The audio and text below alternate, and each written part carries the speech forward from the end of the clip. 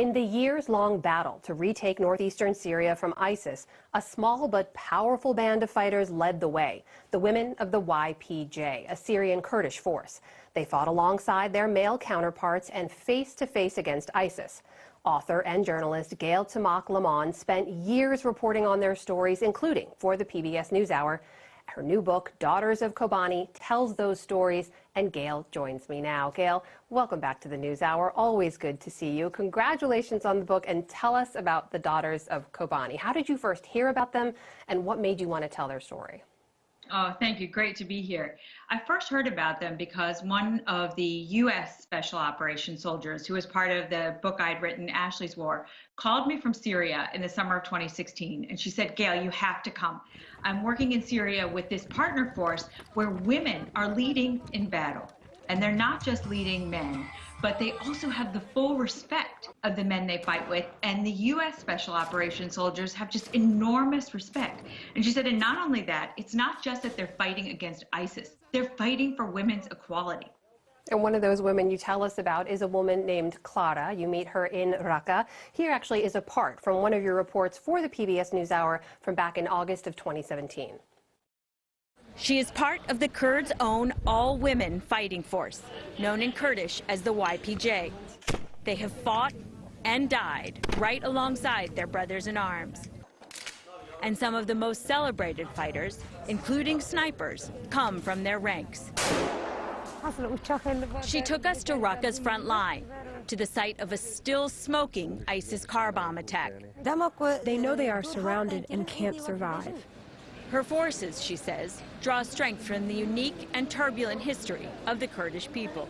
It is revenge for the atrocities and injustices that the Kurds have suffered in the past. Gail, what is it that made women like Clara want to take up arms and organize and fight against ISIS in the first place?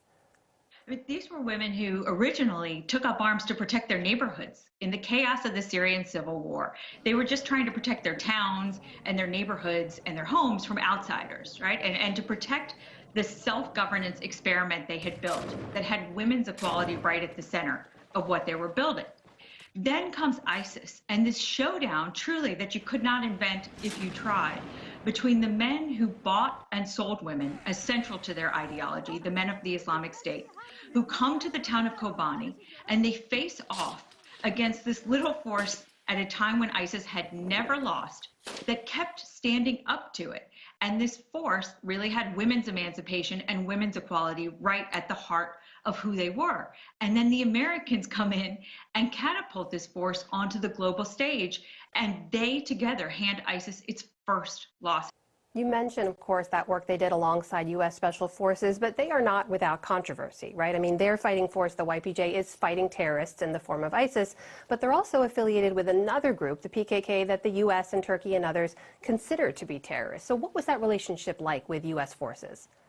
And the relationship is actually one of deep trust and respect. And the U.S. has, and really the story has to go into this and does go into this for readers, this policy tightrope that the Americans have walked, which said the Syrian Kurds are different than the PKK, from which they are an offshoot. And they have said, we chose this Syrian partner because they are the best hope we have in fighting and holding terrain from the Islamic State.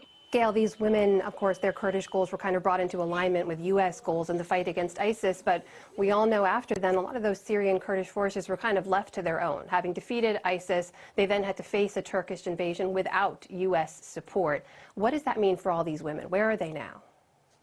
So I often joke I have much more hope in northeastern Syria than in northwest Washington, because regardless of the setback, they continue to push forward. I was in northeastern Syria maybe about 6 weeks after the Turkish-backed incursion. And what stunned me, actually, was how much of what they have built and this experiment in women's equality that still stands. In all the towns they took for ISIS, except for 2 that are now occupied by Turkish-backed forces, they have women co-heading every council. They have women's councils in every town. So they continue to have women right at the center of their experiment in grassroots participatory democracy that's aimed at self-rule. Fascinating stories of women on the front lines there, now being developed, I understand, into a mini-series coming to an even broader audience. The book is The Daughters of Kobani. The author is Gail Tamak Lamon. Thank you so much, Gail. Good to see you. Great to see you.